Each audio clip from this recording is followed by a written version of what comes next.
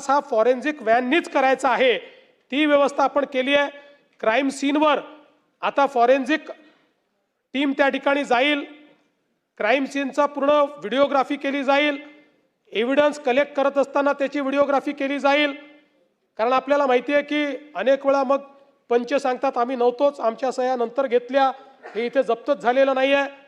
आणि सगळा जो काही एव्हिडन्स आहे हा ब्लॉकचेन पद्धतीने स्टोअर करण्याच्या संदर्भातलं देखील आपण आता त्या ठिकाणी काम चालू केलेलं आहे, जेणेकरून चाकूच बदलला, रक्तच बदललं, अशा प्रकारची कुठलीही त्या ठिकाणी आता व्यवस्था होणार नाही, अशा प्रकारचा आपण प्रयत्न केलाय। आणि या नवीन कायद्याने सगळ्यात चांगलं जर काही केलं असेल तर या नवीन कायद्यामध्ये क्रिमिनल जस्टिस सिस्टीम मध्ये प्रॉसिक्युशन किंवा डिफेन्स दोनपेक्षा जास्त तारखा मागू शकणार नाही, अशा प्रकारचा नियम या नवीन कायद्याने केलेला आहे।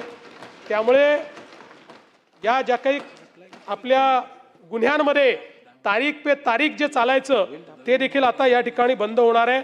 आणि म्हणून मला असं वाटतं की आता आपल्या संपूर्ण पोलीस फोर्सचं हे जे काही माननीय मोदीजींच्या नेतृत्वात अमितभाई शहांनी 3 नवीन कायदे तयार केले आहेत त्याचं पूर्ण प्रशिक्षण आपण केलं आहे।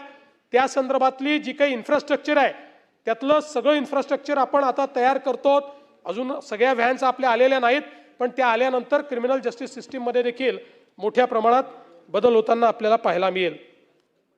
खरं म्हणजे अनेक वेळा लोक नरेटिव्ह सेट करण्याचा प्रयत्न करतात, मग त्या ठिकाणी एक नरेटिव्ह सेट करण्याचा प्रयत्न केला की नाशिक जिल्ह्यामध्ये शेतकऱ्याने आंदोलन केल्यामुळे त्याच्यावर खुनाचा गुन्हा दाखल झाला।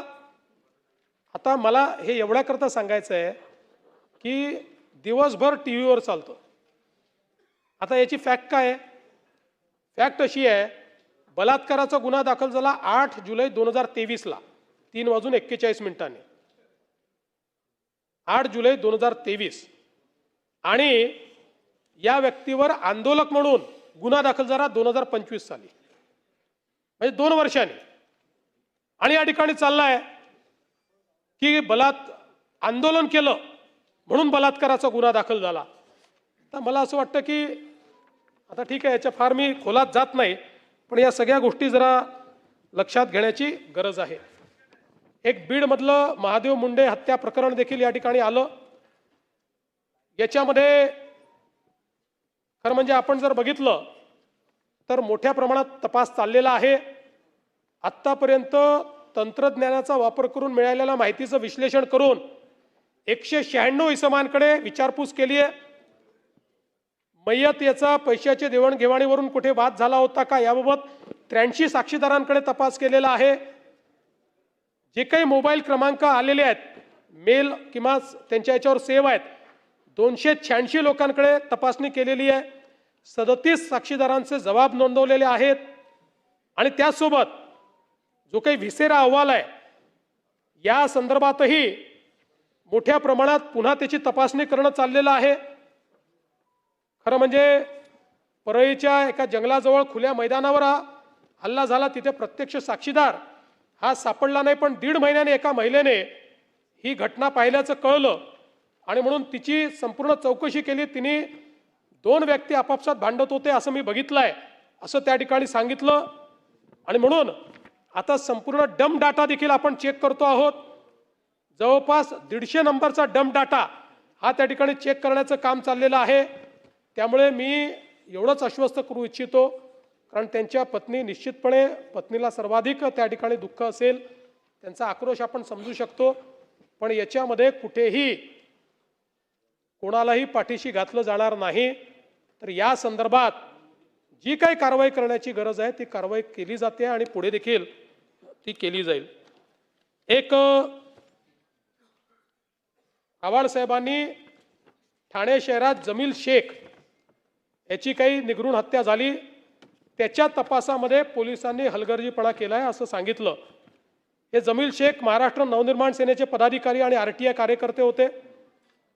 आणि हे जे काही फिर्यादी आहेत फैजल शेख यांनी जी काही फिर्याद दिली त्या फिर्यादीमध्ये त्यांनी सांगितलं की स्थानिक नगरसेवक नजीब मुल्ला यांचे कट्टर राजकीय विरोधक होते व जमील शेख हे नजीब मुल्ला यांच्या अनधिकृत कामाची माहिती आरटीआय मार्फत प्राप्त करत होते त्यामुळेच नजीब मुल्ला यांनी जमील शेख यांचा खून करण्याचे कारस्थान रचले असा मला संशय आहे, असं फिर्यादीमध्ये त्यांनी त्या ठिकाणी सांगितलेलं आहे.